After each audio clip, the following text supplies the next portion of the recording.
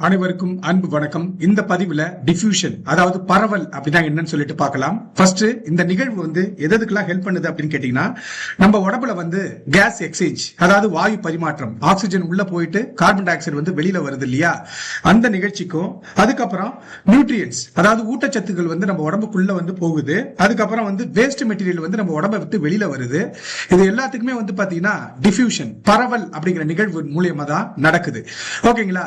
இது ஒரு normal example நம்ம வச்சிடலாம். டிஃபியூஷன்னா என்ன, பரவல்னா என்ன அப்படின்னு கேட்டீங்கன்னா, ஒரு பார்ட்டிகல் மூவ் ஆகுறது எதுல இருந்து எதுல அப்படின்னு கேட்டீங்கன்னா, ஹையர் கான்சென்ட்ரேஷன்ல இருந்து லோயர் கான்சென்ட்ரேஷன். எங்க செறிவு அதிகம் இருக்கோ அங்க இருந்து செறிவு குறைவான இடத்துக்கு ஒரு துகள்கள் மூவ் ஆகுறது, தானாக இடப்பெயர்ச்சி அடைகிறது. அதை தான் நம்ம பாத்தீங்கன்னா டிஃபியூஷன் அப்படின்னு நம்ம சொல்லுவோம். டிஃபியூஷன்னா ஒரு பொருள் பாத்தீங்கன்னா ஹையர் கான்சென்ட்ரேஷன்ல இருந்து லோயர் கான்சென்ட்ரேஷனுக்கு பொருள் தானாக இடப்பெயர்ச்சி அடைகிறது. அதை தான் டிஃபியூஷன் அப்படின்னு நம்ம சொல்லுவோம். எது வரைக்கும் நடக்கும் அப்படின்னு கேட்டீங்கன்னா, அது கம்ப்ளீட்டா ஈக்குலிபிரியம் சமநிலை அடைகிற வரைக்கும் இது நடக்கும்.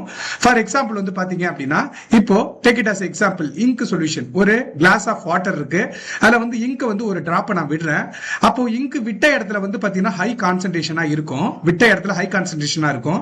அதுக்கப்புறம் அது என்ன ஆகும் அப்படின்னு கேட்டீங்கன்னா, முழுக்க முழுக்க எல்லா இடத்துக்கும் பாத்தீங்கன்னா பரவிடும். லோயர் கான்சென்ட்ரேஷன் பாத்தீங்கன்னா பரவி டோட்டலா அது ஒரு இங்க் சொல்யூஷனா மாறுற வரைக்கும், சமநிலை அடைகிற வரைக்கும் இது நடந்துகிட்டே இருக்கும்.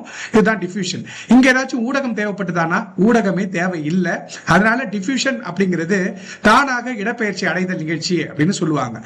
இதே ஒரு உப்பு கரைசல் எடுத்துக்கிட்டோம் அப்படின்னா, சால்ட் சொல்யூஷன் எடுத்துக்கிட்டோம் அப்படின்னா, ஒரு கிளாஸ் ஆஃப் வாட்டர்ல உப்பை அள்ளி கொட்டுறோம் அப்படின்னா, கொட்டுற இடத்துல அதோட கான்சென்ட்ரேஷன் அதிகமா இருக்கும், அதாவது ஹை கான்சென்ட்ரேஷனா இருக்கும். அதுக்கப்புறம் அது என்ன ஆயிடும் அப்படின்னு கேட்டீங்கன்னா, எல்லா இடத்துக்கும் பாத்தீங்கன்னா ஈக்குவலா பரவிடும். ஓகேங்களா? அப்ப இங்கேயும் பாத்தீங்கன்னா ஹையர் கான்சென்ட்ரேஷன்ல இருந்து லோயர் கான்சென்ட்ரேஷன், எங்க உப்போட செறிவு அதிகமா இருக்கோ அங்க இருந்து உப்போட செறிவு குறைவா இருக்கிற இடத்துக்கு பாத்தீங்கன்னா மூவ்மெண்ட் ஆஃப் பார்ட்டிகல், அதாவது ஒரு பொருட்கள் பாத்தீங்கன்னா தானாக இடப்பெயர்ச்சி அடைகிறது தான் டிஃபியூஷன் அப்படின்னு நம்ம சொல்லுவோம். இன்னொரு எக்ஸாம்பிள் பாத்தீங்கன்னா, நம்ம வீட்டு ஓரத்துல இல்ல கதவுல பாத்தீங்கன்னா ஊதுபத்தி பாத்தீங்கன்னா வைப்போம்.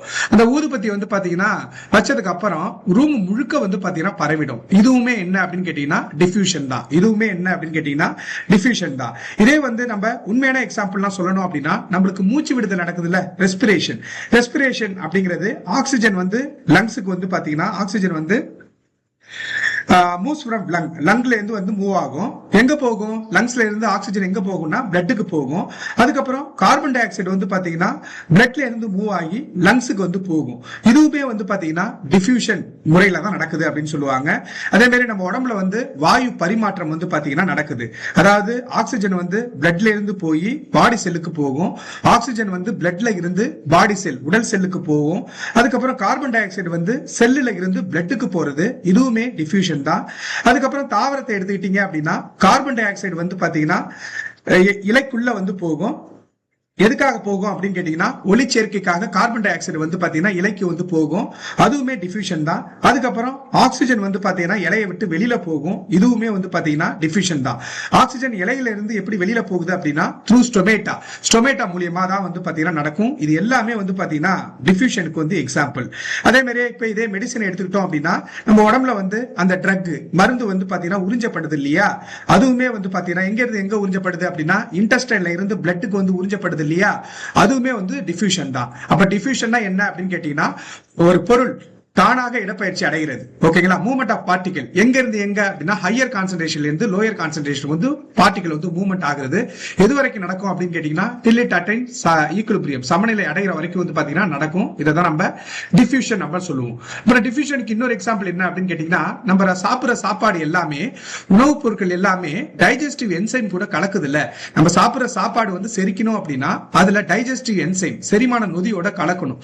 அதுவுமே பாத்தீங்கன்னா என்ன ப்ராசஸ் அப்படின்னு கேட்டீங்கன்னா டிஃபியூஷன் பரவல் அப்படிங்கிற நிகழ்ச்சி தான். அதுக்கப்புறம் சுவாச வாயுக்களான oxygen and carbon dioxide, oxygen and carbon dioxide. இப்போ oxygen and carbon dioxide பாத்தீங்கன்னா பிளட்ல இருந்து டிஷ்யூக்கு போகும், பிளட்ல இருந்து திசுக்களுக்கு போகும், திசுக்கள்ல இருந்து செல்லுக்கு போகுது.